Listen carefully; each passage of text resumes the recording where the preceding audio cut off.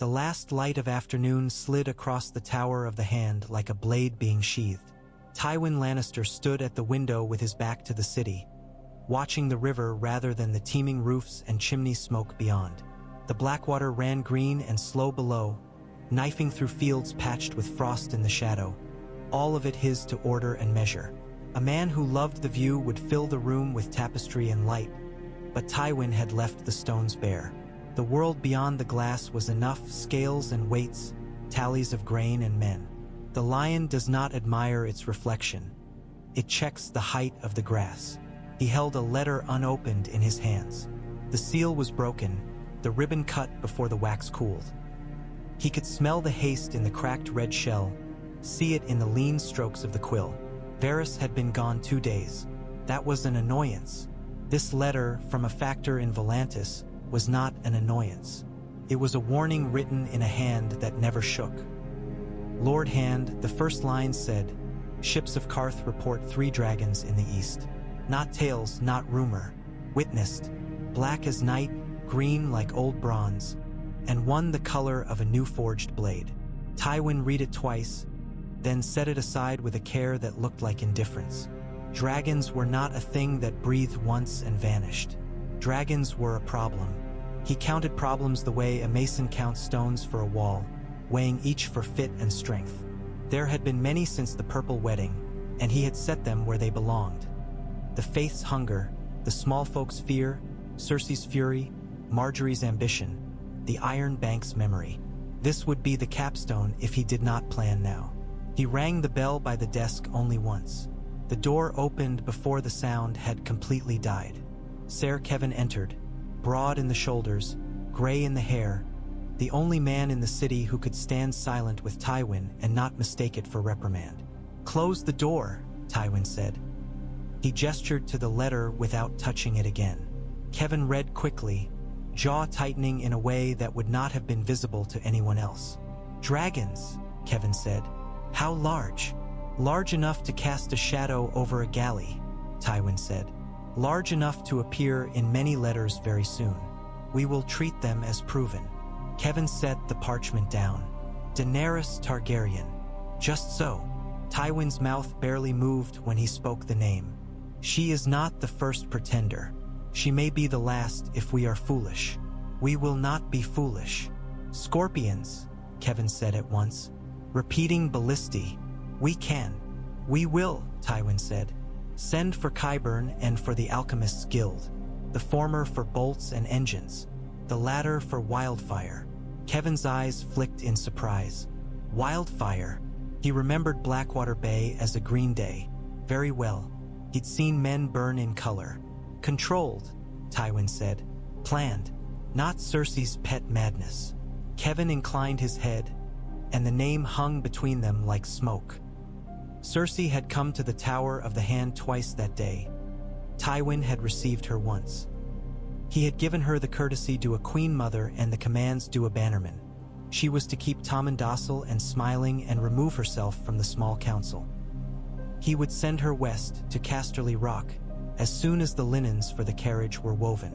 She had shouted in his face, and he had watched her the way a falcon watches a hare that thinks it is a wolf. "There is more," Tywin said. "We must restructure the city. The harbor booms will be restored. I want a chain. The forges at the Street of Steel will work by night as well as day. Mace Tyrell wants songs about his victories. He will give me ships and grain. Paxter Redwine will patrol the gullet with his entire fleet. I want ravens to Old Town, to the Citadel. There are men there who remember flames." "Aye," Kevan said. "And the Iron Bank?" Tywin's mouth gave a shape like a smile. "The Iron Bank will be paid with reach grain and with terms. I will send them Mace Tyrell's signature and let him preen." Kevan folded the letter and slipped it into his sleeve. He waited. Tywin said nothing more, and Kevan knew that meant he could speak freely. "Tyrion," he said. The word was like a pebble thrown into deep water. Tywin did not look down to watch the ring spread. "He has escaped." "Varys." "Varys," Tywin said, and for the first time that day there was a note of contempt. "A eunuch who served the realm until the realm displeased him." He will find the sea a yeast cake if he thinks to thrive without a kitchen. Kevin tugged at his beard. He will carry the dwarf to Pentos. Let him, Tywin said. In the morning, the bells will toll. The city will weep for a traitor who died in the dark. We will give them a corpse from the dungeons and a story to feed on. It is not the truth. It is the realm. You would not hunt him? Kevin's surprise was genuine. I will hunt when there is a stag worth mounting, Tywin said. Tyrion is no stag. He is a fox who will lead the hounds too close to briars. Jaime has asked me for nothing in years. He came last night, and I told him nothing. That is enough. Kevin nodded, understanding the thing Tywin would not say, mercy. It was not mercy. It was subtraction. A problem removed before it multiplied.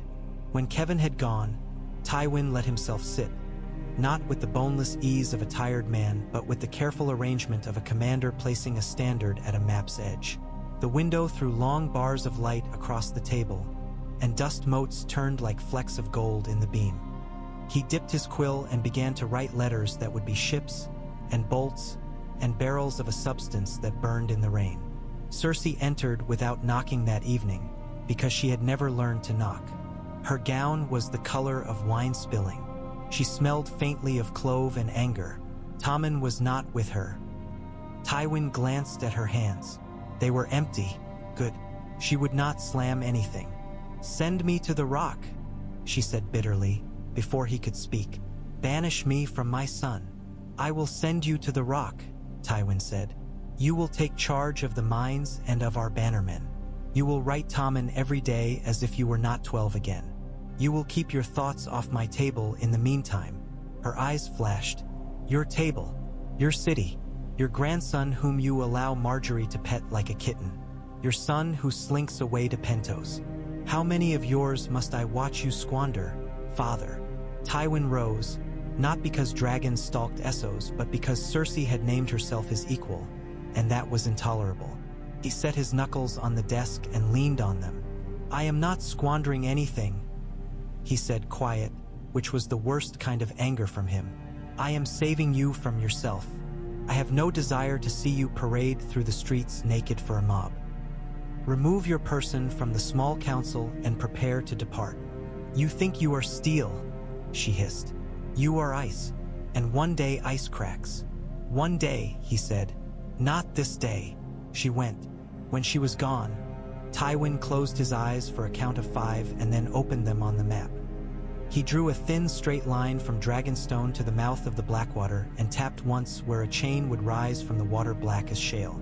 Across the sea, the city where Daenerys held court had no stones like King's Landing.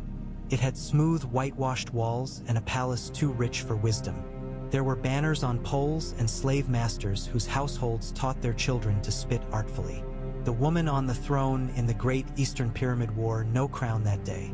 She sat with a stillness that made a throne seem a chair. The air smelled of cumin and fish from the market below, and there were 3 shadows thrown by 3 creatures curled atop the ribbed vaulting that let in the sky. Ser Barristan Selmy stood before her, helm in the crook of his arm, white hair clean as the tang at the sea. He had taken bows in the Red Keep once. He had watched a boy king's council run like an ill-tuned cart. He had watched Tywin Lannister from the corner of his eye long enough to know what that man's silence meant. My queen, he said. I have had letters from the west. Daenerys looked up. The lions and their debts. The lion that matters, Barristan said evenly. Tywin Lannister still lives. She did not start or look away or do any of the things the young do. She had burned a city to the sand.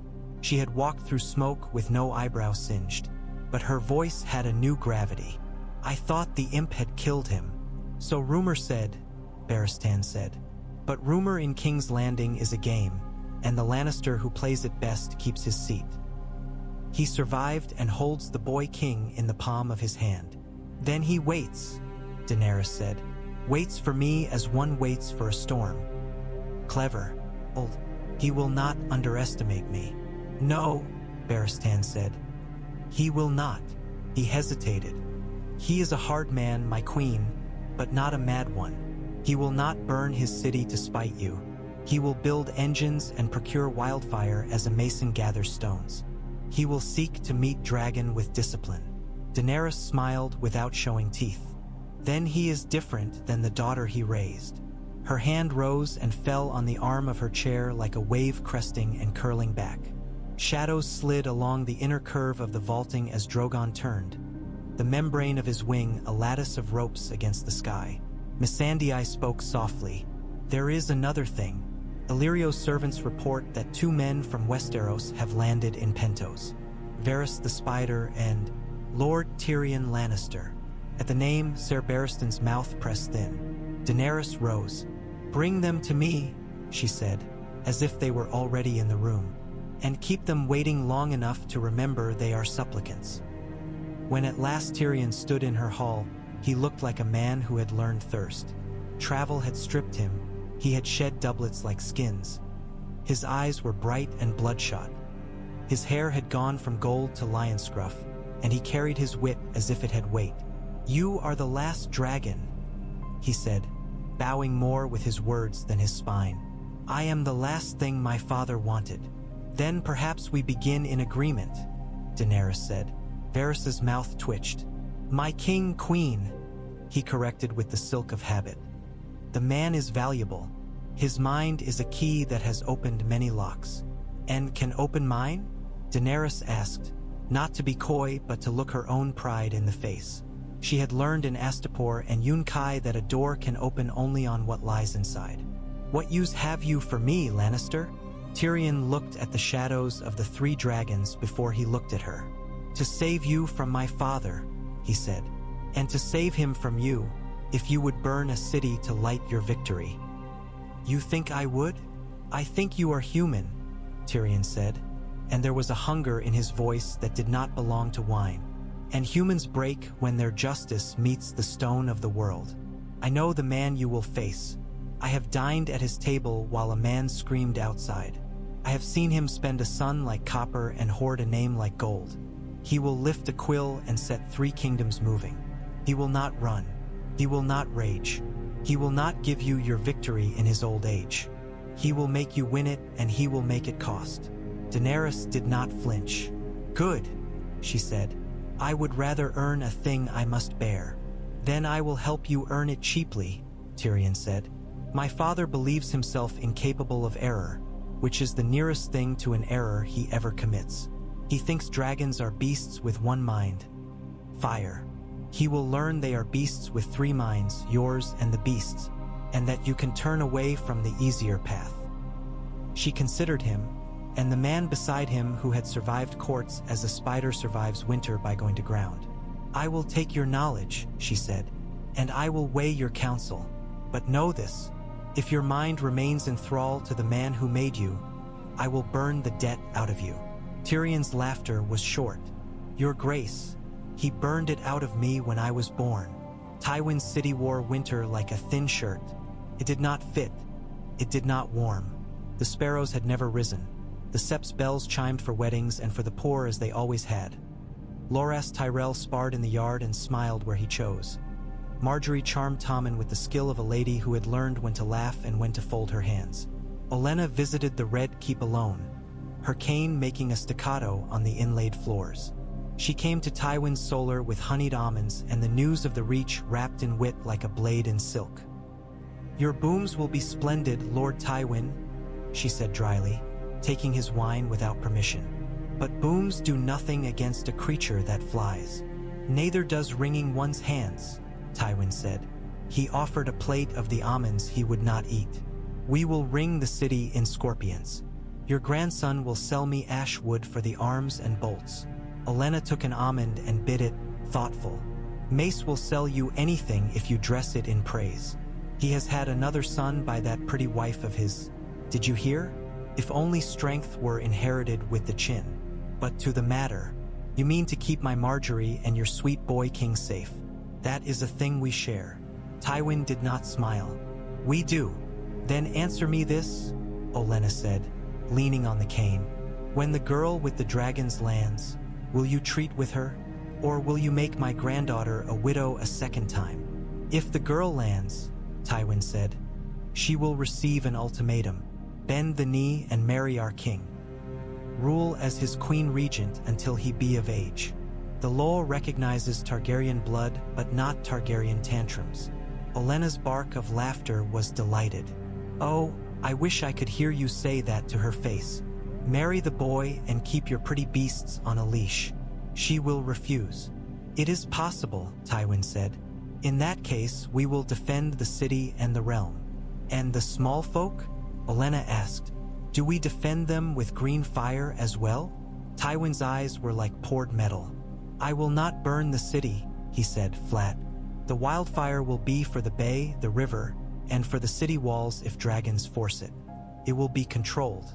I have ordered the alchemists to account for every pot and every drop. Olenna watched him, and for a moment the old woman and the old man saw in one another their likeness. Things carved hard by the same tools. Something in the bedrock that could not bend without breaking. You are a ruthless man, Tywin Lannister, she said softly, but not a fool. Do not let your daughter make you one. She is on the road to the rock, Tywin said. Good, Olenna said. Then we will speak of grain next, and of ships, and of where to place the scorpions so that they do not snap their strings when frightened. The first test of his engines came not at the walls but in the fields of the Reach, where the yellowing wheat bowed low and the roads ran thick with carts. The last gold that could be pulled from Highgarden's vaults had been stacked into chests bound for King's Landing, and Tywin had ridden to meet them with a column of men-at-arms and pikemen stretched out like a spine across the land. The day was hot and dry. He rode with his visor open, and the dust gathered in the furrows beside his nose like flour. The shout went up from the scouts at the same instant the horses shied.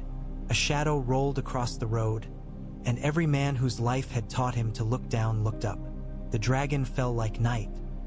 It leveled its wings, and the sound was the slam of canvas. It opened its mouth and light poured out. Men who had never screamed in battle screamed then. Tywin did not. He was already moving. Form the squares, he said, as if ordering another trench dug. Cover the wagons. Scorpions forward. The crews ran, and the engines were dragged by teams prepared for this and for nothing else. 1,000 details Tywin had ordered in hours of tedium uncoiled into motion as if they had been waiting in the earth. Bolts were hauled to grooves with chain. Windlasses turned. Tywin's horse danced. He held the reins with a hand that did not shake. He counted breaths. The dragon came low, banking to rake the carts. He had seen men break at the sight of fire. Now he watched them only long enough to see the first rank hold. Tarly men, disciplined as their commander's scowl, and then he turned his head to measure the angle of the sun against the dragon's talons. Loose, he said. The first bolt lifted like an oath. The second lifted before the first struck. The third fired before the second crew realized they had not reloaded. Qyburn's engines rang like cathedral bells. A bolt glanced off a rib as thick as an oar. Another tore across raw membrane and the beast screamed. A ripping metal sound, singular, nearer to iron than to animal, and jerked away. It did not fall. Climbed. Fire washed over the second wagon train. The world went day green and then white, as though color itself had been cut. Tywin did not blink. His horse's ears were charred and twitching. Refit, he said. Aim for the joints. He never raised his voice. A woman rode into the smoke with hair like black wire and eyes that saw through it. Daenerys did not wear a helm, did not carry a shield. She carried her dragon's scream before her like a banner. She had thought to set a field ablaze and ride away with the story. She had thought to terrify stubborn iron into submission. She had not thought to hear the twang of 20 engines string in near unison and to see her beast bleed. She pulled up, eyes raking the field for the command point. The lines of movement converged on a simple man in a plain gilded gorget who did not shout. He raised a hand once and an entire cart rolled out of the main road to make way for an engine. He had the face of a coin, stamped and hard. She knew a lord when she saw one. She knew a lord with practice. Father, Tyrion said in her ear, through the thunder, do not go low, not yet. They will have the angles planned. She did not turn to glare at him for his insolence. She would not die to prove she did not need counsel. Regal, she whispered, laying her palm along the green throat. We live, we live, we live. The dragon wheeled. The scorpions fired again and missed often and missed less. Far behind and to the right, the black shape that was Drogon rose like smoke itself and screamed. The dragon fire that caught the third wagon train did not smell of oil or pitch. It smelled like meat cooking on the hottest iron. Men ran, and men stood, and men died where they stood because a will that has had discipline beaten into it will not forget itself at the end. Enough, she whispered to the wild, beating thing beneath her, and the wing beats changed. They soared, climbed, and the bolts arced up and fell short. Rhaegal's blood made a ribbon in the sky. He flew strong because he was a dragon, because dragons do not read in rooms. At the end of the engagement, half the gold had been lost to flame and scalded earth. The other half remained in carts that had been pulled into defensive hedgehogs and survived. Tywin counted the cost. He did not permit lament. He sent a raven to the Iron Bank anyway that night with a letter drier and harder than bone. Daenerys stood with Tyrion by a canal in a farmhouse she had spared, the courtyard cracked by heat, her hand on the neck of the dragon that quivered under her palm. He will plan faster than we can strike from the air, she said without turning. He will try, Tyrion said. He was rubbing his forefinger and thumb as if rolling wine on his tongue. There had been no wine since dawn. He will make the city a hedgehog with 1,000 spikes. He will not be lured into open field again unless he lures you into a trap of his own. Then we do not fight him like a hill bandit, she said. We starve him. You might starve the city instead, Tyrion said, and Daenerys's look cut him until he lifted his hands. It is the plain truth. The small folk always eat first and suffer first. The man you will face will make himself the last to hunger and the last to burn. Part of why he has endured. The city could be your prize or your ruin, depending how it thinks of you after you win. She looked back toward the line of smoke that made a new horizon.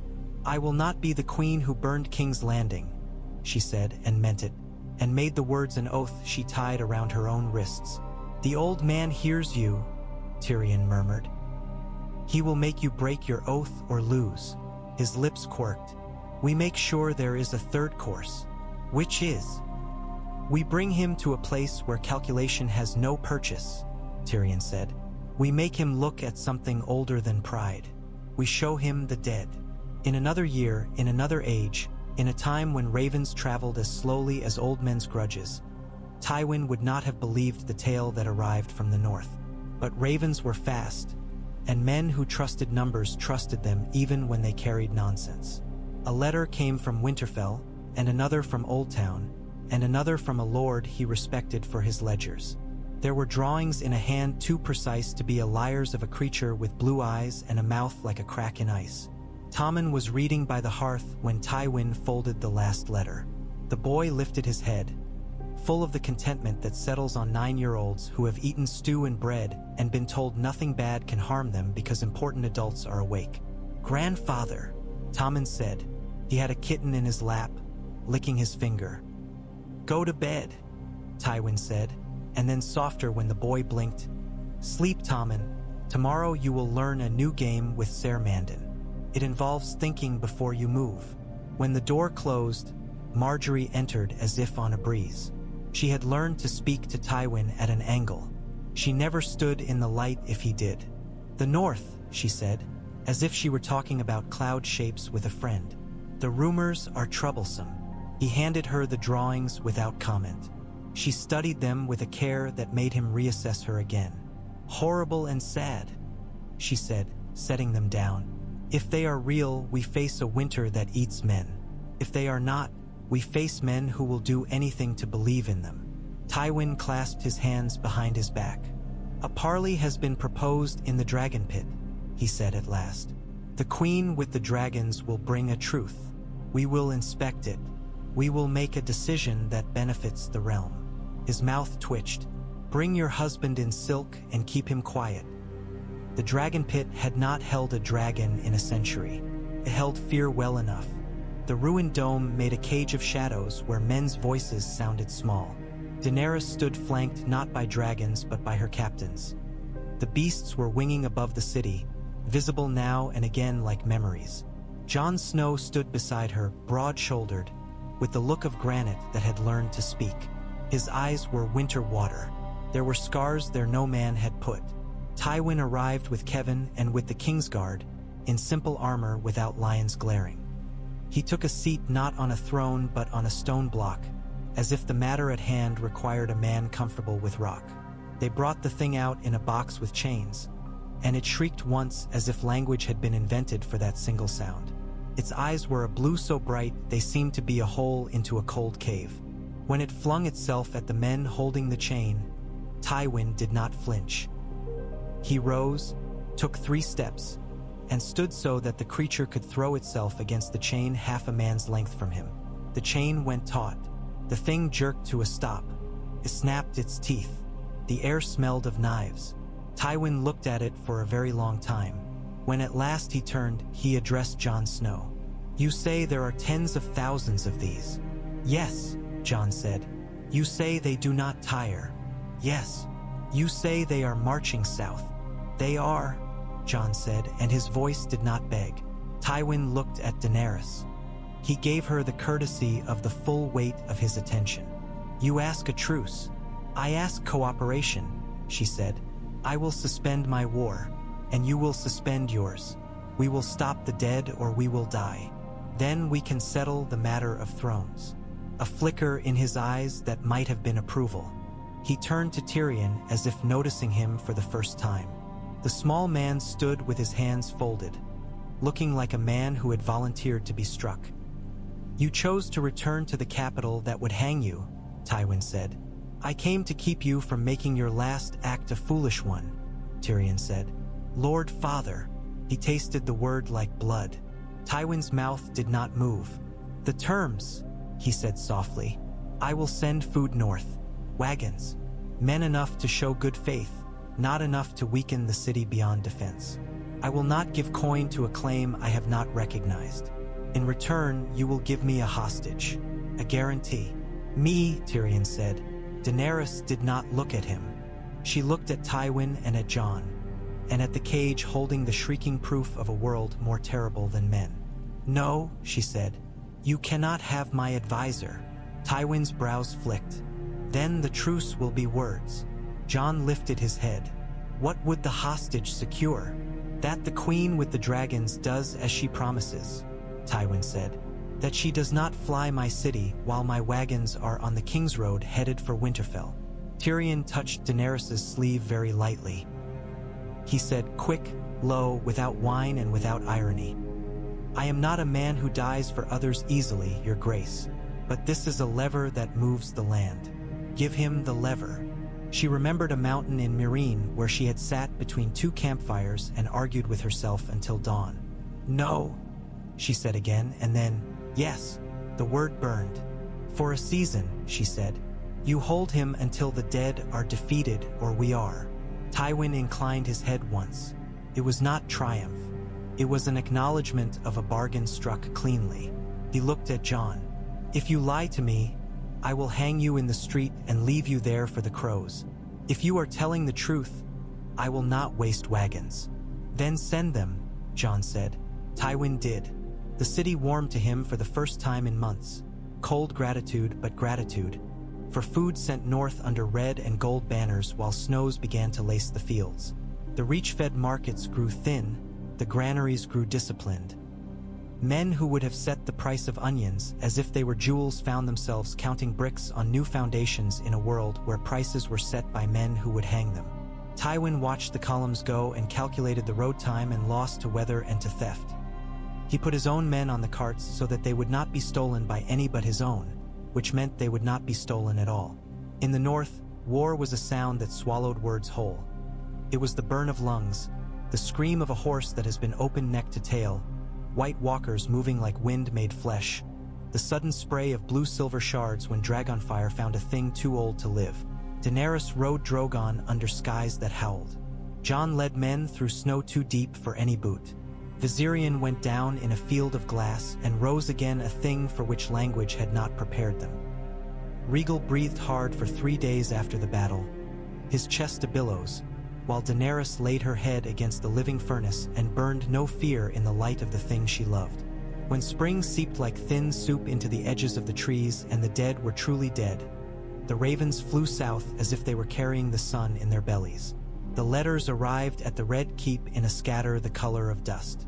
Tywin read them in silence and made a note in the margin of one. Viserion lost. He lifted his head when the door opened and Tyrion entered, escorted and thinner, with a beard clipped with a valet's care. Hostage treatment had been a winter's comfort in a city that never liked to think itself cold. "You kept an honest bargain," Tyrion said without courtesy. He did not look at the food set on the table. He moved toward it as a man moves toward a thing he will not touch but must be near to think. The North lived. The dragon died. One of them. Tywin ignored the barb. "You knew the girl would not forgive the loss easily." "I know the girl will count," Tyrion said. "She will count every man killed in the field today against a man killed in the city tomorrow and call one the better mathematics." "You think she will come," Tywin said. Tyrion's hands were still. It made him look younger. "I know she will," he said. "She came as soon as the roads could hold stones on their shoulders again." The fleet that sailed up Blackwater Bay was lean. Euron Greyjoy's sails did not rise. He had made the mistake of believing he could serve two masters and had found himself a poor servant of both, put to flight by dragons over the stepstones and then cut from the sea by redwine ships cruising where Tywin told them to cruise.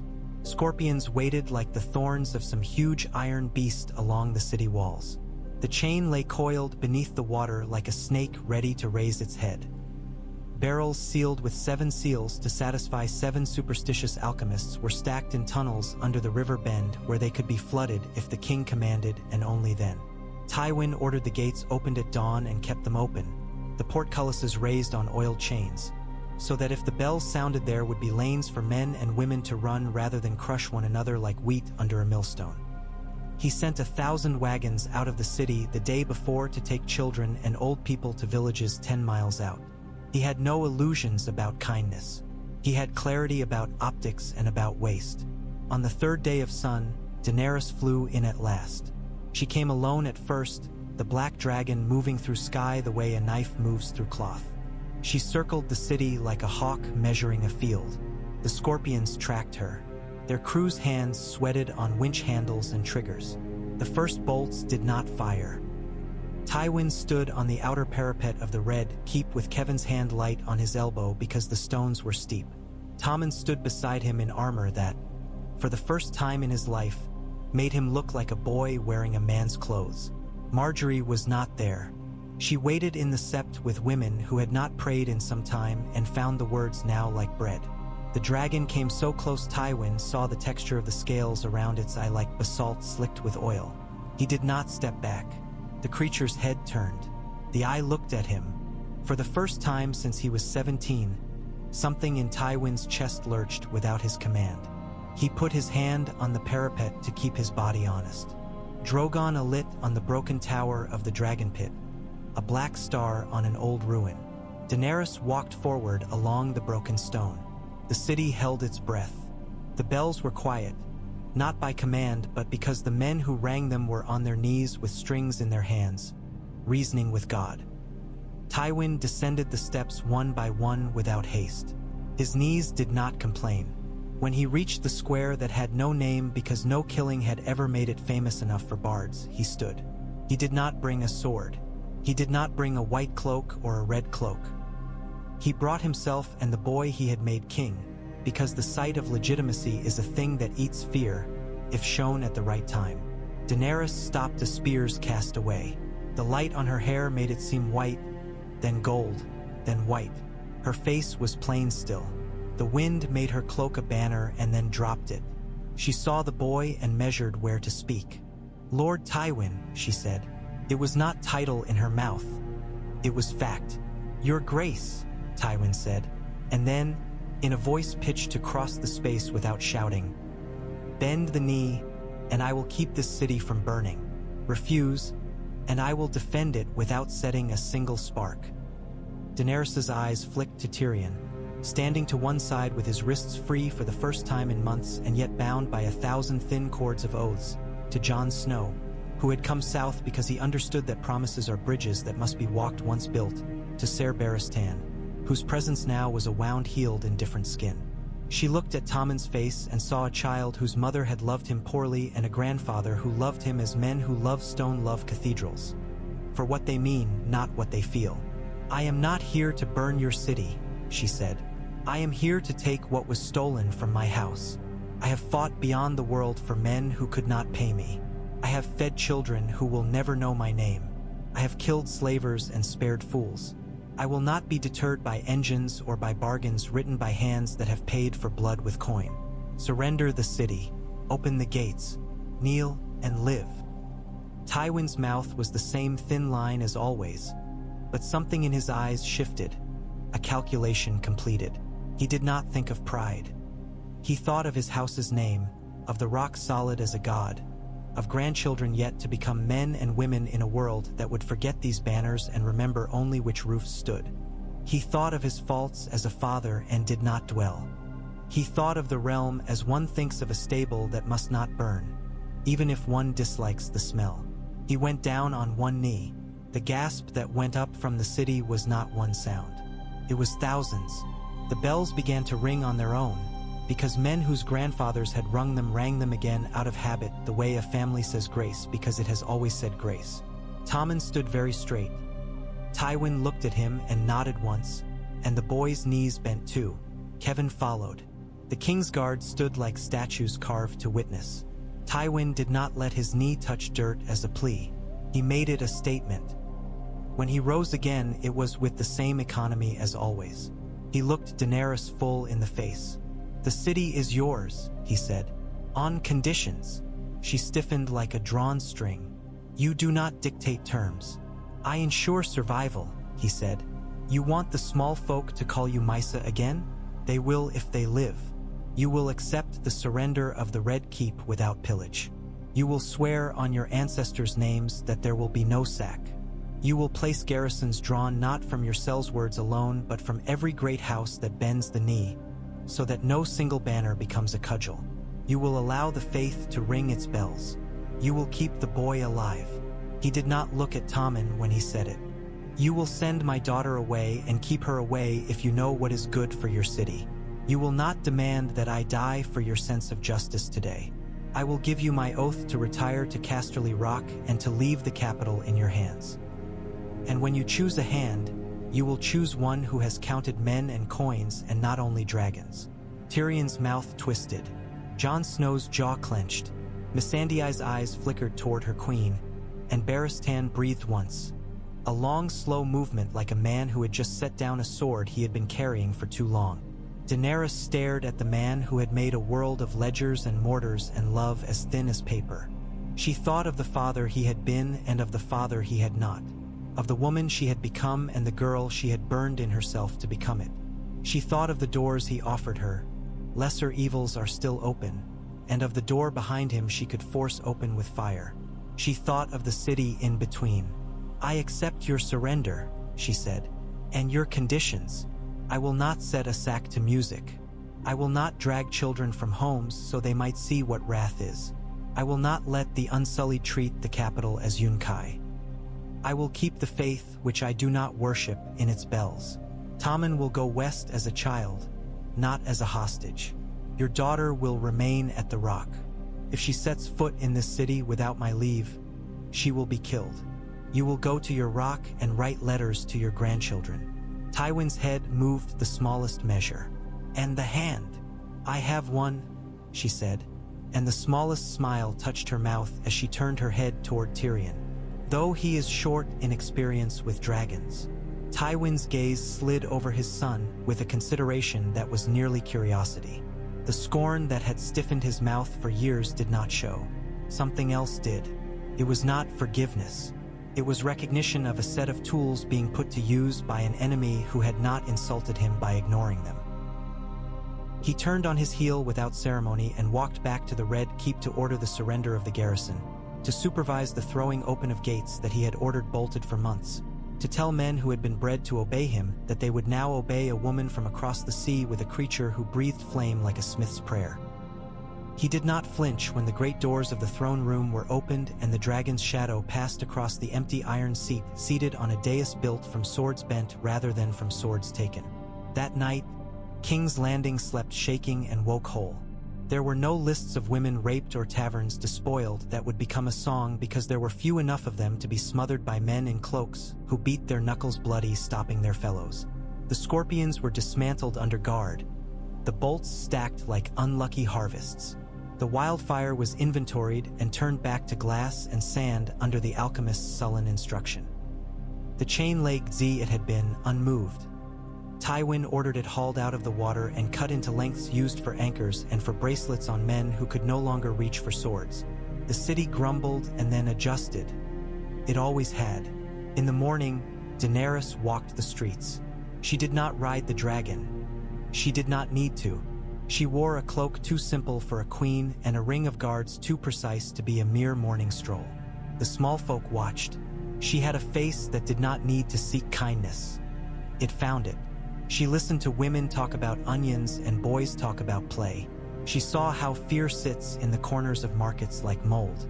She spoke to the bakers about wheat and to the harbor men about tariffs and to the mothers about the bells. At the top of the city, Tywin Lannister packed his desk into a series of boxes with his own hands, because he was a man who could lift things and because he did not trust servants to know which papers mattered and which were trash. He paused once with a hand on the map that had fixed the world for him for 40 years. He did not burn it.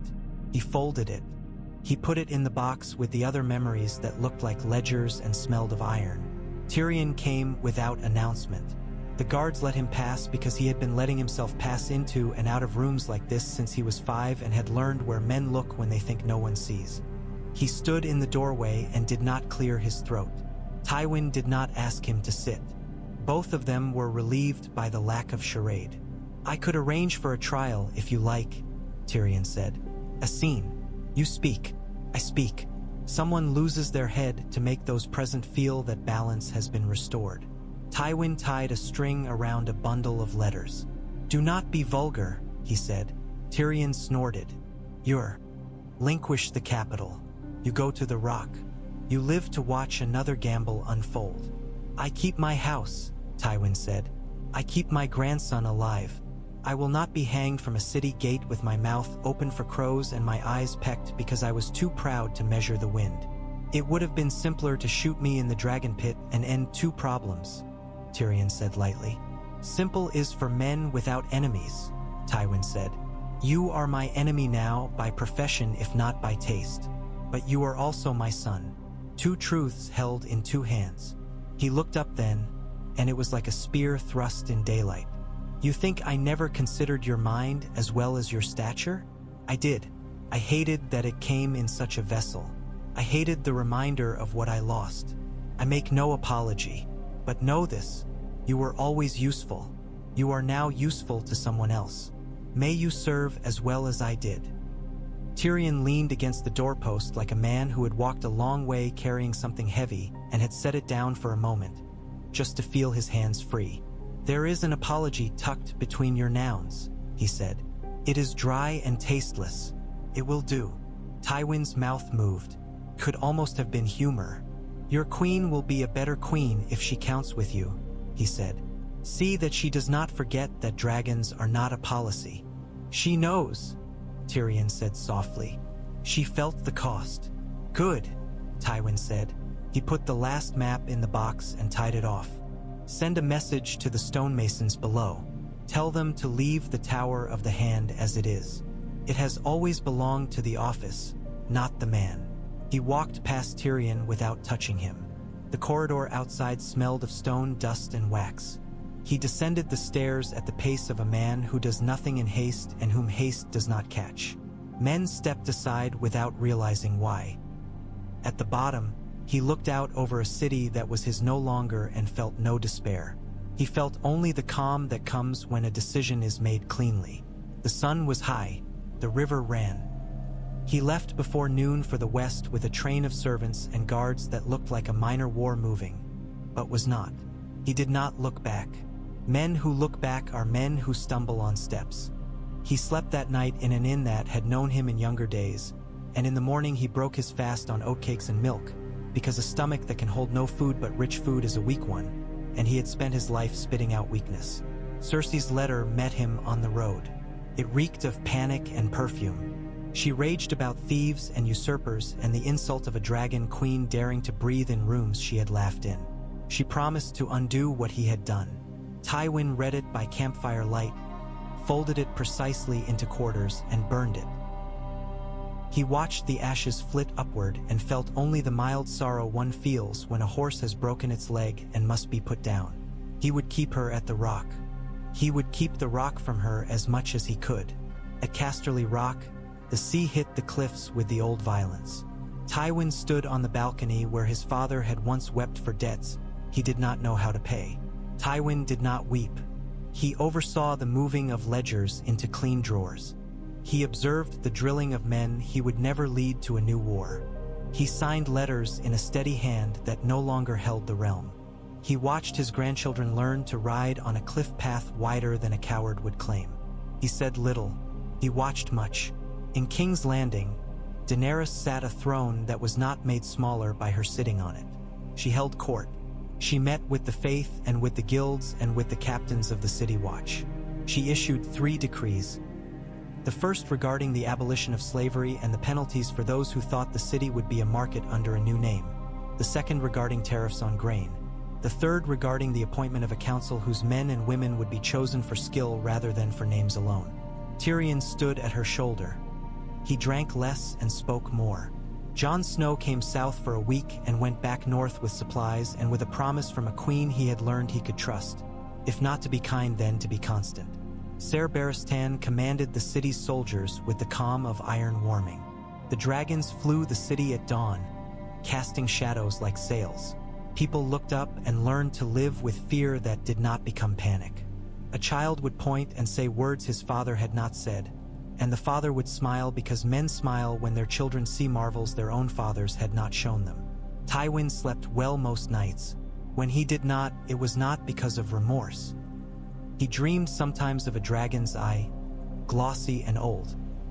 He woke and went to his desk and wrote a letter to a bannerman about the spring planting, and a letter to a granddaughter about her letters, and a letter to a smith about the quality of a nail. He never sent a letter to his daughter. He sometimes thought of it and then did not. He had made decisions. He did not gnaw their bones after. On a wet morning with a thin fog making ropes on the cliffs, Tyrion arrived at the rock. He had warned no one. He rode at a pace that made his horse sweat in white foam around the bridle. Tywin met him in the great hall under the gold lions that had looked down on so many bargains. They stood with the space between them that had become the measure of their lives. "I am not here for forgiveness," Tyrion said. "I would not offer it," Tywin said. "Why have you come?" Tyrion looked around at the stone, at the banners, at the floor polished by men who knew how to polish floors well. "To tell you a story," he said. "It is about a man who knelt so a city would not burn. It will not be sung. It will not be loved. But my queen will remember it when the next old man advises her to take what she wants because she can. That is your legacy now." Tywin's mouth moved in a way that could have been the ghost of a smile. "Better than a song," he said.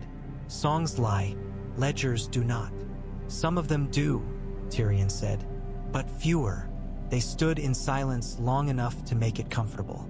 Tywin broke it. "And how fares the queen you have tied your mind to?" "She learns," Tyrion said. "She learns how to be feared without being hated, and how to be firm without being cruel. She is the most dangerous thing in the world, and the most necessary." Tywin nodded once. "Then serve her well," he said. "When she fails, and she will fail with calculation." Tyrion snorted. "I will fail with wine." "Take less of it," Tywin said.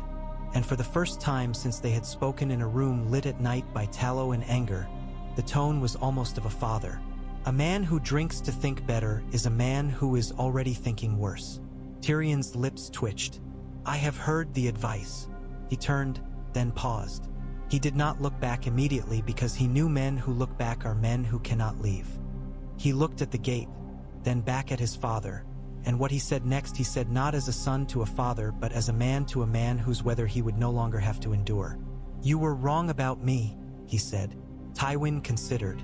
"I was wrong about many things," he said, "and right about more. That is the balance." Tyrion nodded, as if for the first time he had been given something that would not break in his hands. He left the hall at a measured pace. Tywin watched him go. He felt neither triumph nor the absence of it. He felt the clean relief of rooms emptied of things that did not belong. Years later, the story would be told not in songs but in kitchens, in the way men tell of floods and fires that were prepared for so well that the harm they might have done did not happen. There was a queen who came on wings and did not burn a city. There was a lord who knelt so that bread could be baked the next morning. There was a dwarf who spoke for dragons and for accounts. There was winter like knives and men who did not fall because a strange truce had been held. The names mattered to those who needed names. The shape of the story mattered to the realm. When Tywin Lannister died at last, it was in his bed at the Rock with a quill in his hand and a ledger open to a column where numbers ended in a neat line. He did not die in a privy. He did not die by a son's rage. He died as he had lived, arranging. Men came and said the words that men say when they bury a pillar. Some meant them, some did not. It had ceased to matter. He had kept what he could from burning. If he had not built a cathedral of love, he had prevented a pyre. In the capital, which was no longer his, a woman with silver-gold hair stood at a window. She looked east where dawn made the bay pale and where the masts of ships freckled the water like stitches on a seam. She thought of an enemy who had become the shape of a decision that had made her stronger. She set her hand on the stone. It was warm from the sun. In the courtyards below, children played at dragons with sticks for wings and bells for fire. The bells chimed. Men bargained. A baker cursed.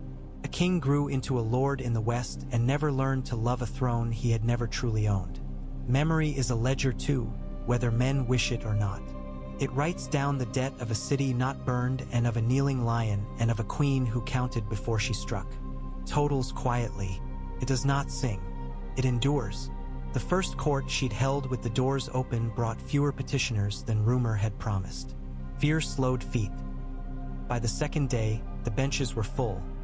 Fishmongers smelling of brine, laundresses with hands like bark, guild men in good wool and thin hats, 2 hedge knights who bowed too deeply and watched her dragons through the high windows with pupils wide as coins. Tyrion stood on the step below the throne, his hands clasped at the small of his back, the heel of his palm pressed to an ache he did not feed with wine. A baker brought a loaf not as a gift but as proof.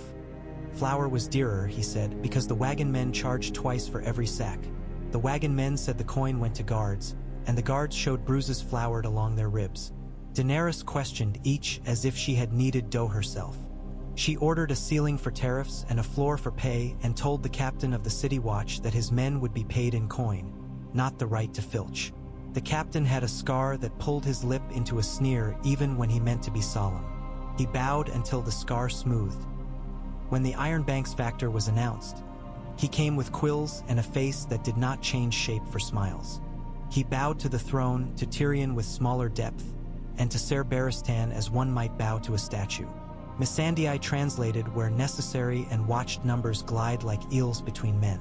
King's Landing owes a sum, the factor said, tapping the ledger as if to see whether the ink would bleed. We do not forget. Your grace has inherited the realm and its debts. Debts can be paid, Daenerys said, or forgiven, or renegotiated. Forgiveness is a luxury reserved for gods, the factor said mildly. We are not gods. We are diligent. Tyrion leaned very slightly toward his queen. They will accept a plan that begins with things moving. They distrust promises more than they distrust tyrants. Offer grain, fleet stipends, and a timetable. Offer them a Tyrell to underwrite it. Mace loves his signature. Daenerys considered. Your bank will have first claim on tariffs levied at this port for 3 years, she told the factor. You will have a share of revenue from the Red Wine Navy's licensing in the Gullet. You will receive partial payment in wine, not due to thirst but because wine sells itself. And the Reach will co-sign. Tell your masters the days of whim are ended. Numbers will walk where wishes used to. Numbers walk when escorts are provided, the factor replied. The Iron Bank is not ungrateful, yet there is the matter of precedent. The last Targaryen to sit that chair did not encourage confidence. The last Lannister to stand beside it did, Tyrion said, as if remarking on weather. Count the difference. We intend to be tedious. Tedious is profitable. The factor's mouth moved almost enough to be a smile. We appreciate tedium. He bowed and withdrew with the careful gait of men who carry figures like infants. Olenna arrived after the factor had gone, her cane sharp on the stone, a boy behind her carrying a box that smelled of cloves and lemon peel. She waved away heralds and placed herself on a bench without being asked, as a mother sits at a hearth she has tended for years. I thought I would bring something to sweeten your first days, she said to Daenerys, opening the box and extracting sugared peels. It is easier to govern men who are chewing. I will remember that, Daenerys said dryly, accepting one to be polite and finding it tart rather than sweet. Lady Olenna, I must speak plainly. Tommen Baratheon is no longer king. His marriage to your granddaughter is null by fate if not writ. I will not punish Margaery for being good at what a court taught her to be. I would see her safe. Safe, Olenna repeated, as if tasting a mint leaf. Safe is a small word and a large work. My granddaughter wishes not to be a widow twice in all but law. She wishes to be useful. She is clever, and clever women do poorly in rooms where men believe cleverness is a knife brought by mistake. The old eyes cut to Tyrion and back. She should return to High Garden. Let Mace preen in his gardens. Let Loras. He will be a decent lord if he can be taught to love parchment half as well as he loves swords.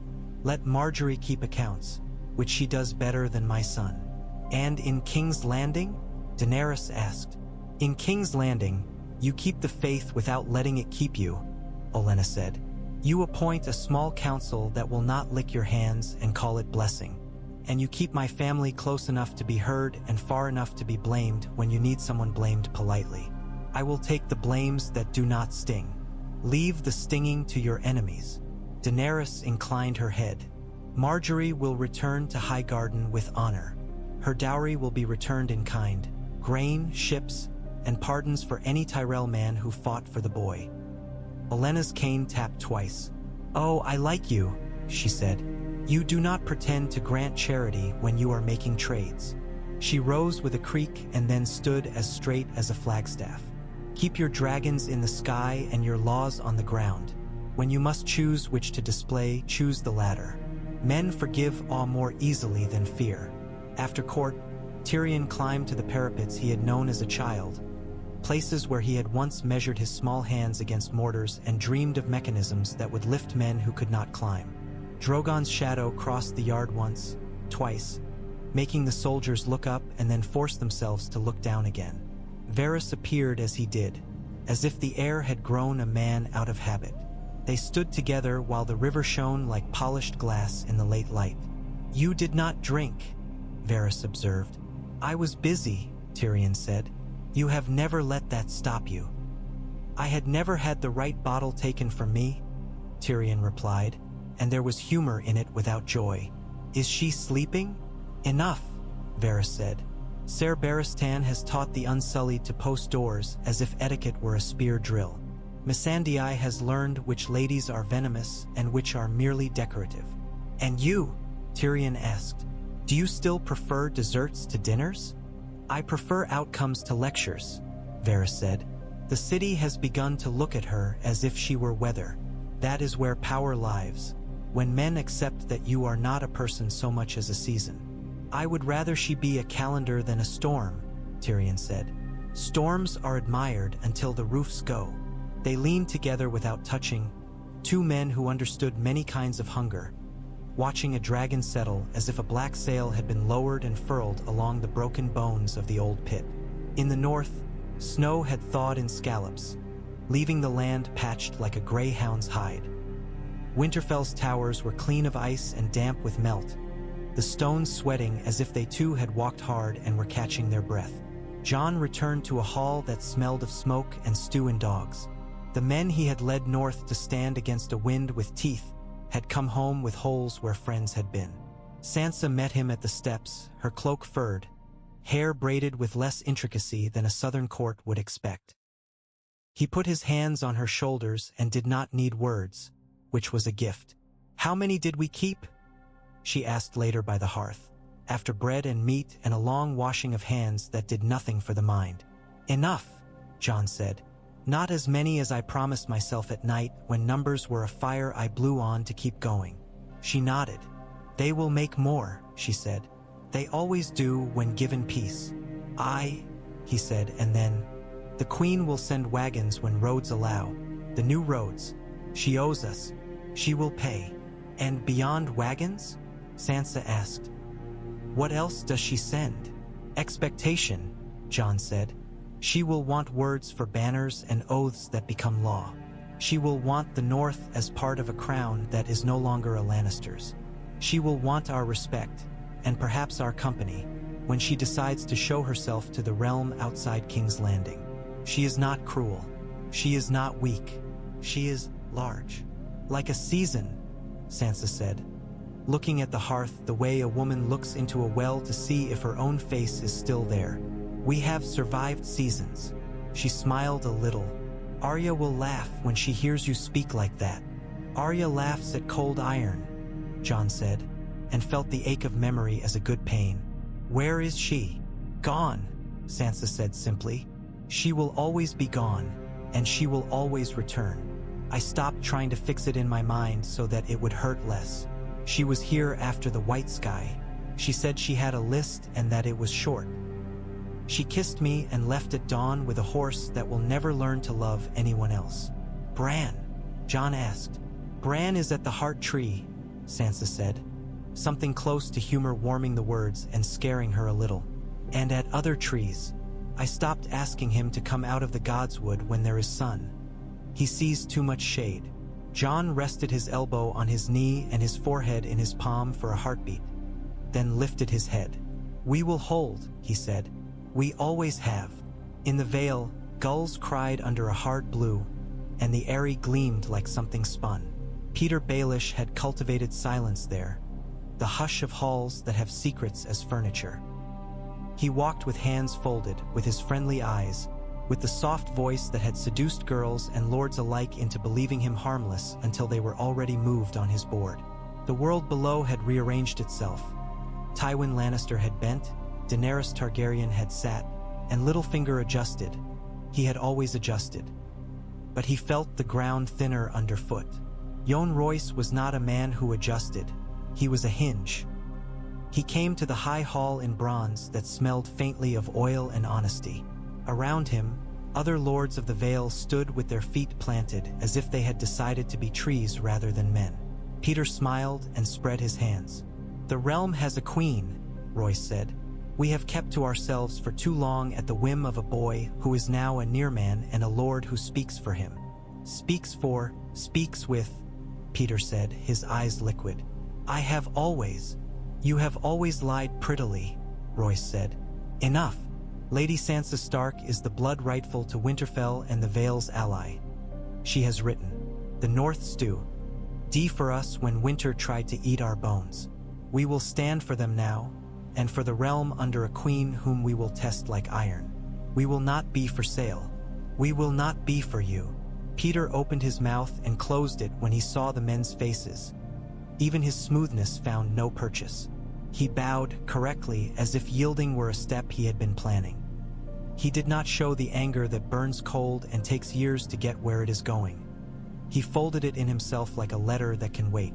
The boy lord ate a tart with too much honey and watched with wide eyes, and Peter thought, "I have miscounted the days." In Dorne, the water garden's pools lay green and still, the laughter of children sharpened by tiles. Doran Martell listened to reports with hands that shook when he lifted the goblet and did not when he set it down. Illyria Sand wore a veil of grief she did not lift for diplomacy. Oberyn had died years before, and the wound had become a scar that looked like anger at rest. They received a raven from King's Landing and read of surrender that had not become sack, of a queen who had not indulged her fire, of a lion who had knelt and then gone west like a tide. "The girl with the dragons," Doran murmured, tapping the letter's seal. "She did not burn the city, I confess to surprise." "She could have sent Lannister's ash," Ilaria said. "She didn't. She will think herself merciful, as conquerors do." "She may simply be wise," Doran said. "It happens. We will send envoys.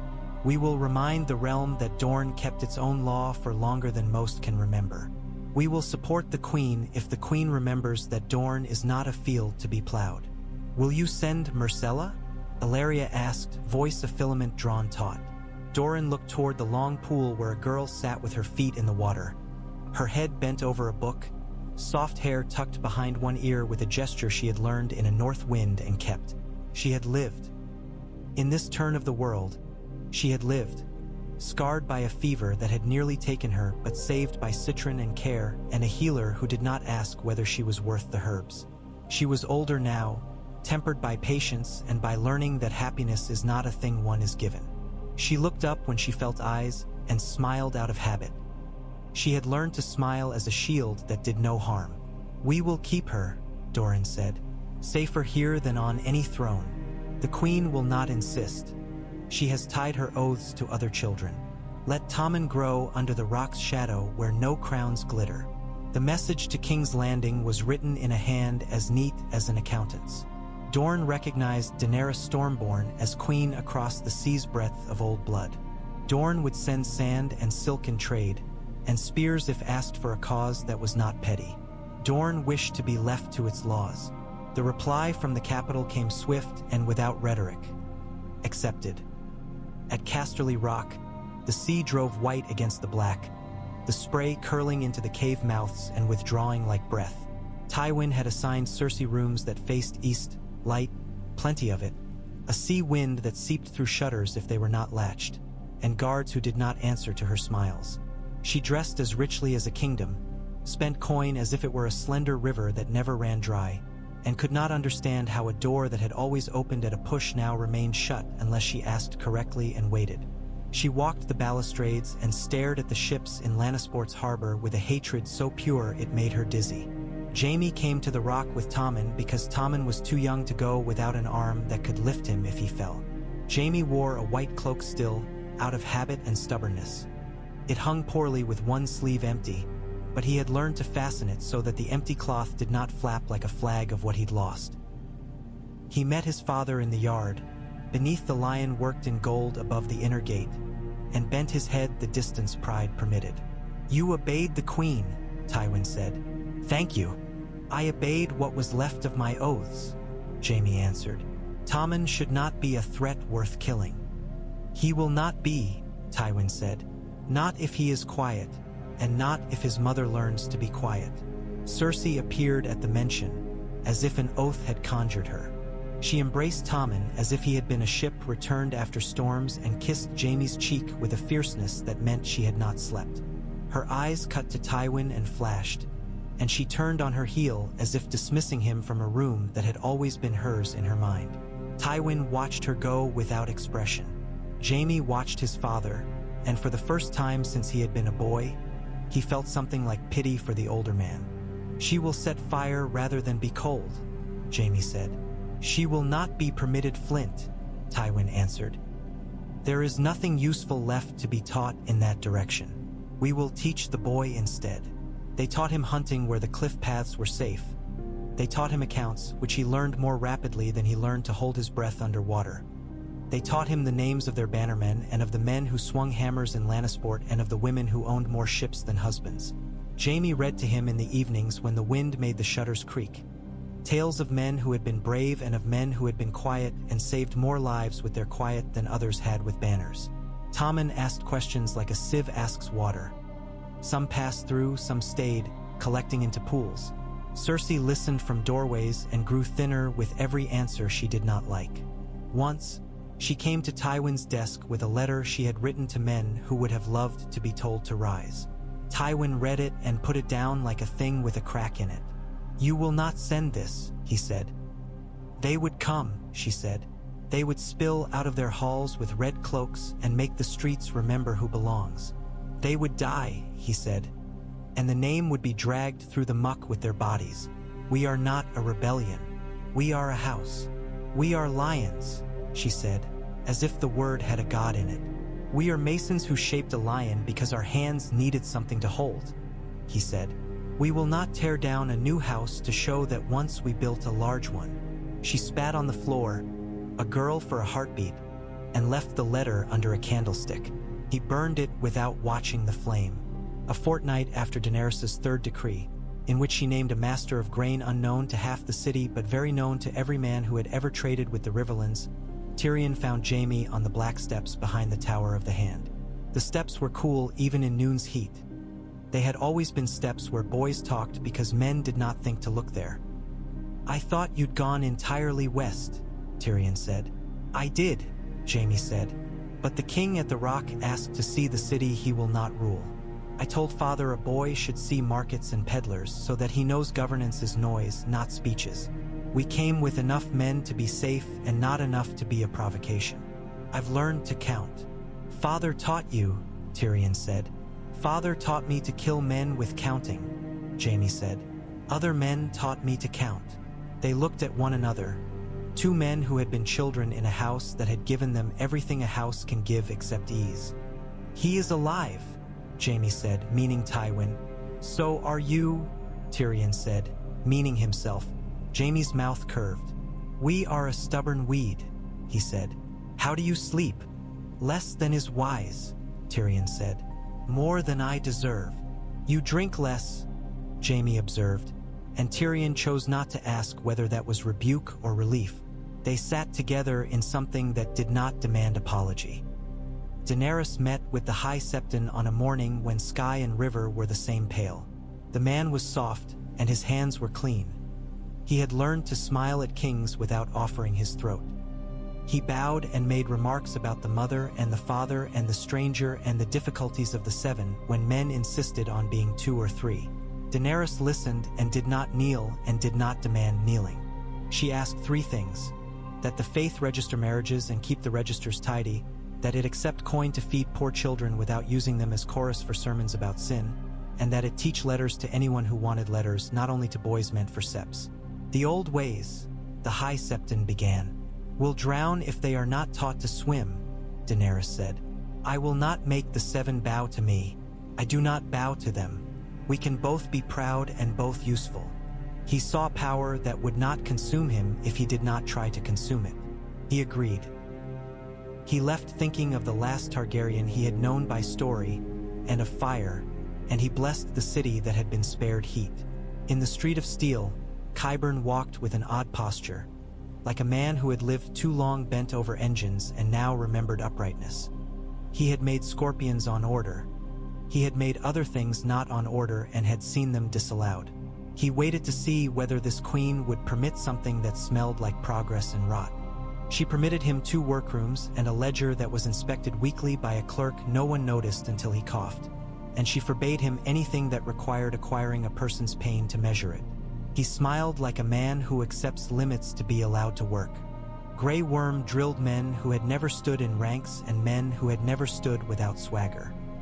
King's Landing learned a pace that was not a march, and that sometimes a spear is less dangerous at the ready than a sword half drawn by a man who believes he is owed respect for drawing it. The gold cloaks grumbled and then obeyed because pay arrived regular as dawn. On a day when the river smelled more of mud than of salt, a fleet of gray ships with black flags showed in the bay like rain. The men in them had shaved heads and eyes that did not flinch when they looked at the city. A woman stood at the prow with hair cut short for wind, her hands on the rail, scars on her arms like lines on a map. She came ashore with a stride that said she had long ago decided not to apologize for trying to stand as tall as the world. Asha Greyjoy, she said when introduced, and some men looked confused because in other mouths she had been Yara, and it did not matter to her what they said. We came to talk about peace that feels like sand in the hand. It runs away unless held right. You swore once to a queen, Daenerys said. I have seen letters that speak of it. I swore to a queen who promised to let my islands be my islands if I taught my men to take coin for nets instead of for reaving, Asha said. I have begun. It is like teaching the sea to take a straight path. It will not, but it can be channeled. My uncle Euron is gone. She grinned without joy. He died as he lived, at sea, surprised that it could kill him. I am the Ironborn who remains with sense. What do you want? Tyrion asked. A charter, Asha said. One that says the Iron Islands will not be governed by lords on land who think salt is for kitchens. One that forbids reaving under pain of nooses. One that gives us the right to fish where fish are and sell where buyers are without landing on a beach to be called pirates when we are not. In return, we will guard coasts with ships that know the shape of every rock's shadow. We will be a door you can close or open, not an unhinged thing that shuts itself on fingers. You will swear, Daenerys said. I will swear, Asha answered. To you, not to whatever lordling writes his name in the sand and calls it law. You will send hostages, Tyrion said, gentle as a butcher selecting a knife. Not children, men you can miss and would prefer not to. They will live here, well, if your men live well on the sea. Asha looked at the dragon skull half visible where the floor met the wall. She shrugged. I can spare some kin. And in the set of her mouth, Daenerys saw that this woman had very few left she cared to spare. The charter was written in ink and in habit. The first was quick. The second took a year and the breaking of several men who had believed oaths were for southern throats. But within 2 summers, there were more Ironborn selling fish in markets under parasols than there were Ironborn with axes under tarps. When the first harvest wagons from the Reach rolled under the Red Keep with their hoops creaking and their tarps patched, the city cheered not because it loved the queen but because the bread ovens would not go dark. Mace Tyrell rode at the head of the column for a day and then remembered he hated counting and left the rest to stewards who loved counting too much to leave anything to chance. Loras Tyrell had asked leave to remain in King's Landing as a knight whose flower was more steel now than silk. Ser Barristan nodded once and set him to teach half as much as he learned. On afternoons when they found themselves in the same yard, they sparred without talking about the past, which is the politest way to talk about the past. In a room off the kitchens, Marjorie took tea with Missandei and traded stories like stones polished by tides. Missandei taught Marjorie the names of spices not used in the Reach and the way to read a man's silence. Marjorie taught Missandei when to smile and nod at nobles who believe their titles have logic. They laughed. They did not entirely trust one another, but they loved what the other loved. Children fed and nights quiet. Once each moon, a sealed letter left King's Landing for the Rock. It addressed the Lord of Casterly Rock in the manner due to him and contained summaries couched in the dry style Tywin had used all his life.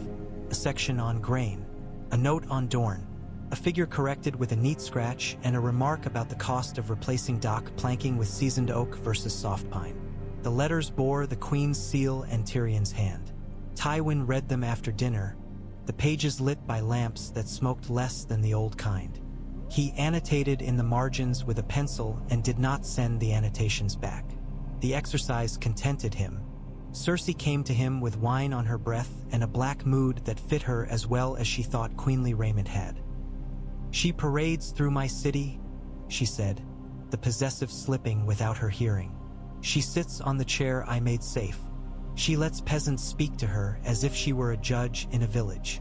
She has made it her city, Tywin said. She has kept it standing. She stole my children's crowns, Cersei spat. They were not crowns that could be kept, Tywin said. Do not mistake the shape of a thing for its material. You bend, she said, an old accusation lifted and worn again. You always bend to the wind you think will last. I bend where bending keeps roofs on, Tywin said, not rising. If you want to stand and be broken, stand. I will not watch. She left with the sound a door makes when it is closed too softly for rage and too hard for resignation. In spring, Daenerys rode to the fields beyond the city where the soil turned to butter underfoot. She remembered green not as Meereen remembered it. Her green had always been a hunger, a color for which she had no word until she had it. She watched peasants bend with scythes and stand with aching backs and smiles like creases. She did not imagine herself their savior. She did not imagine they loved her. She wanted them alive. It was enough. Tyrion walked at her stirrup and spoke in the way he had learned she heard best. Plainly, with the smallest garnish of wit, so that she would not feel flattered and mistake the pleasant for the true. "We should call a great council," he said. "Not tomorrow, not next moon, but within the year. Invite every great house and every small to send one man or woman who counts for them. Let them see you set laws with them, not above them. The last time a great council was called, they made a king because they were afraid of a boy," Daenerys said, recalling stories with the edges left in. "They will arrive with knives honed under smiles." "Yes," Tyrion said. "Knives are better sheathed where you can see the hilts. You will take their oaths and give them a share of something real. Taxes apportioned by competence, not by favor. Judgments appeal to a court that is not the king's temper. You will build a court that outlives you. That is the only way to break what you used to call the wheel. Wheels are circles. Ledgers have lines. Have you spoken to your father?" Daenerys asked, glancing down not unkindly. "Once," Tyrion said. "He noted that songs lie and ledgers don't. He seemed content to die among columns." "You speak of his death as if it were a plan," Daenerys said. "He speaks of all things that way," Tyrion said. "Even that." The council was set for harvest, when roads were at their kindest and men had a moment between work and winter to pretend politics was work. Ravens went in all directions. From Old Town came maesters blinking into brightness to speak about roads and aqueducts and laws of inheritance that had been miscopied 300 years ago. From the Vale came Royce, with bronze that shone without ostentation and a memory for oaths. Dorne sent a young woman with a laugh like a bracelet and a list of demands that were really suggestions if spoken right. The North sent Sansa Stark with a guard whose feet kept time as if the drum lived in them. The Riverlands sent men who still had ashes in their sleeves and who watched everything as if the next torch were already lit. The Reach sent Mace Tyrell's penman and Olenna's eyes. The Westerlands sent Kevin with a purse and a promise. The Iron Islands sent a priest whose mouth tasted of salt and sense. The Stormlands sent a boy with a scar under his hair and an uncle who whispered without drooling. The Crownlands sent fishermen in their best boots. King's Landing watched them arrive with a glee that was only half the small joy of seeing strangers. They met in the great hall without the swords glaring down. Daenerys had ordered the throne raised and the walls draped with cloth that softened the glare of iron. She sat without crown. She wore a simple circlet when the faith insisted something must mark her as what she was. Tyrion stood at her right, Missandei at her left, Ser Barristan behind with men who had no color to them but the dull sheen of service. "We are not here to vote for kings," Daenerys said. "We are here to make a thing that will outlast any of us. What peasants pay, which courts they go to when lords wrong them, what bannermen owe when queens call, and where the coin goes when it leaves their hands. We will argue, and we will leave with a paper that obliges the next queen to obey it, or she will be a usurper of more than thrones." "Who writes this paper?" Royce asked, grave. "I do," Tyrion said cheerfully. "With corrections from all of you until it is ugly and therefore strong." They argued for a moon. At night, the city drank to dull the dullness. During the day, the dullness did its work. A court was devised where a man wronged by a lord could petition a bench of three, one appointed by the crown, one by the faith, and one by the guilds, and have judgment that could be appealed to a new court made of 7 of those benches for matters that seemed larger than one man and one lord. Taxation was smoothed like a board sanded for splinters. A tenth of harvest in coin or grain, not both. The river tolls standardized. The penalties for falsifying a measure set and then set again after a Tyroshi tried to be clever. The rights of the North to choose its own Lord Paramount were written W. If a clause that required attendance at councils every 3rd year, so that the North would not forget the South existed and the South would not forget the North existed. Dorne's peculiarities were respected. The Iron Islands Charter made permanent with runes and with hostages named in a list that had to be rewritten when one of them married a woman in Flea Bottom and refused to return. In the evenings, Daenerys walked with Jon through the gods wood planted for courtiers to remember there were trees. He had come as the North's sword, not its pen, and found himself making sentences that surprised him. "You will be lonely," he said without fuss, pushing a leaf with one finger. Even with people around you, especially with people around you. I have been lonely when I was owned, she said. I have been lonely as a queen in a hall of people who shouted my name because they wanted bread. I prefer this. Here, the loneliness has purpose. Words like that make men wish to write songs, Jon said. Be careful. They stood under a star that had been there the night Aegon crossed, and the night before that, and the nights before there were men to look. They did not touch because neither of them required solace in that form just then. They shared the tree as one shares shade and a sense of something older than tasks. In the rock's library, Tywin sneezed because old dust will always be old dust no matter how often maids beat it out. He turned a page and made a small humming noise at a number that startled him with its sense. He was alone. He had arranged the hour so. Cersei was at Lannisport, where she had spent an afternoon inspecting ships and an evening trying to persuade a shipwright to allow her to make speeches on his decks. He had said no. Jaime and Tommen had ridden into the hills to watch a hawk teach a fledgling to twist in air. Kevin had gone to a village to settle a dispute over a boundary stone that had moved during a landslip and had been claimed by both sides with increasing fervor. Tywin laid down the page and looked at his hands. They were large and veined, the nails cut with a knife. He had killed with them and written with them and once held a babe with them with a care he did not know where he had learned. He closed his eyes for a count of 10 and opened them on the fact that the world had not burned.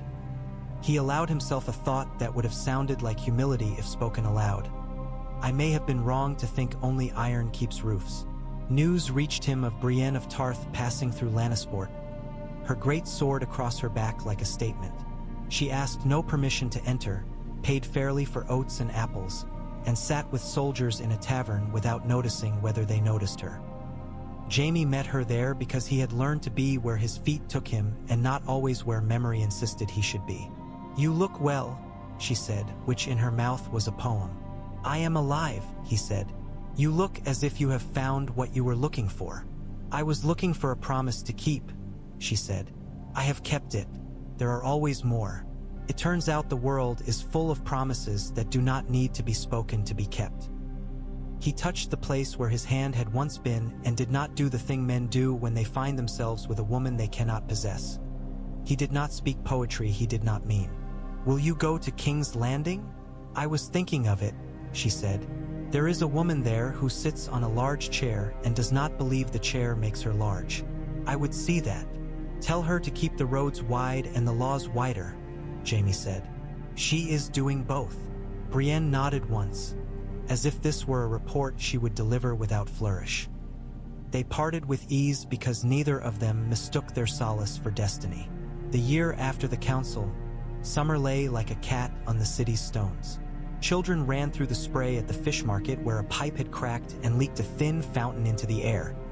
The pipe would be repaired because someone had been tasked and someone else would check. Missandei compiled a list of men and women who would serve as judges in the new benches and found herself writing notes to old teachers in Astapor and new ones in King's Landing, asking for apprentices with minds like traps and hands like mild weather. Ser Barristan taught boys who would never be knights not to die when a man with more money than them lost his temper with a sword. Varys received letters and threw some in the brazier unopened because they were from men whose names he had learned to read as if they were weather and not news. Tyrion wrote, listened, corrected, apologized with a quick smile when apology cost nothing and held his ground when apology would have cost the city. Daenerys dreamed sometimes of a house with a red door, then woke to the sound of bells and made herself love the bells. When Tywin died, it was as he had wanted. Not with trumpets but with a sigh a servant heard because he was turning the page of the ledger and needed his master to see the line. He had been writing a note to himself about the price of salt versus the price of men to carry salt up from boats when the quill paused and fell with a small sound. The servant called and Kevin came and Jaime came, and Cersei came last because she had been at the docks trying to make a speech to men who had lost a child in a net and had no patience for a lady's grief. She stood at the door and did not weep until she saw that Jaime's head was bowed over their father's hand. Then she wept like a woman who had learned too late that stones cannot love. A letter went to King's Landing on a good horse with a rider who had been told not to stop. It reached the Red Keep at midnight. Tyrion read it in a room where the shutters were open and the night smelled of river and heat. He sat a long time with it on his lap. At dawn, he went to the queen with eyes red not from wine. "I'm sorry," she said. "I'm not sure I am," he said. He rubbed his face. "But I am sorry that I cannot be clearer." "Will you go?" she asked. "For a while," he said. "I have a funeral to attend and a sister to keep from making a ruin out of grief." "Take Grey Worm's men," she said. "Not to show force, to show we keep our word. The city will not rise behind you while you are out of it. It is calmer than it has ever been. I can hold it a week without your lists." "You can hold it forever without my lists," he said, and she lifted a brow at the lie dressed kindly. Lannisport had been hung with red banners the time Robert visited. Now it wore black in squares cut by women who did not care for Lannisters but cared for ritual. The funeral train moved up the road of horses toward the rock like a scar. Men removed hats. Women crossed themselves to gods old or new. In the great hall, beneath lions that seemed smaller, Tyrion stood between Jaime and Kevin and read a few words that were boring and therefore the only words that would have pleased the dead. About labor, about coin, about roofs. He did not speak of love. He spoke of endurance. He saw Cersei's mouth tighten and then fail to find anything to tighten around. After, he went to the balcony where the wind came straight from the sea and let it take some of his breath. Cersei found him there. The wind whipped her hair, and she let it. "He knelt?" she said, not for the first time, as if forcing that fact on him would bruise him. "He taught the world to kneel." "He taught the world to survive him," Tyrion said. "It will do so again now that he is gone." "You always hated him," she said. "I loved him as a fact," Tyrion said. "He was as undeniable as gravity. I hated him as a man. Both can be true." She laughed, a sound that turned on itself. "I wish you had killed him in that privy. I wish you had made it a story. Now he dies like an old man and we are left with nothing but dullness." "I will take dullness," Tyrion said. "The realm will too." "What of me?" Cersei demanded, the girl under the queen's gold seeping out. "What do I do?" "Live," Tyrion said.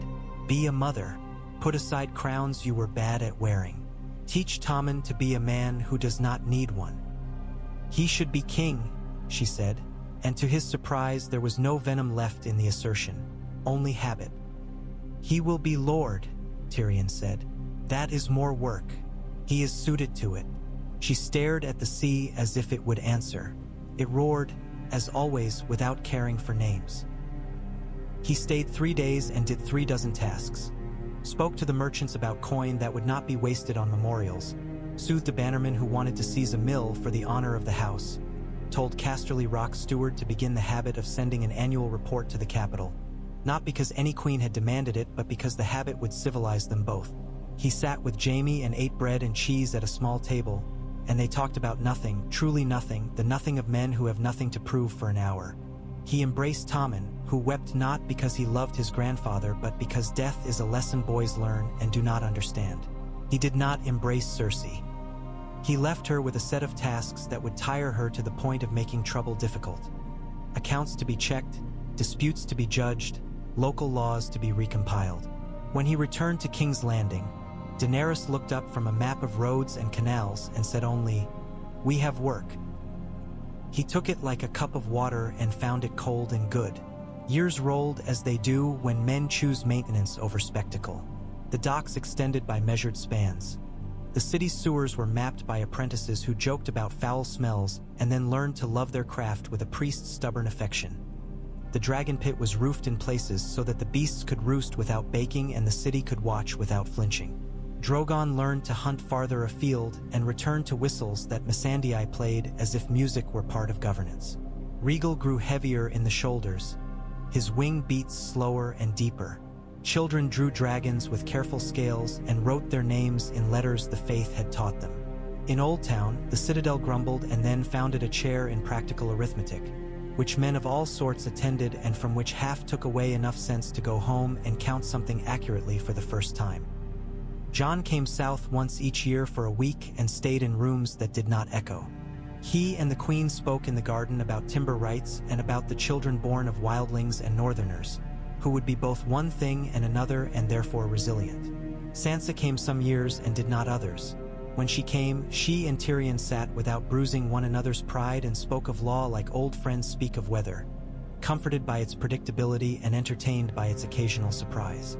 Varys fell ill once in summer, enough to remind him that even spiders have bodies.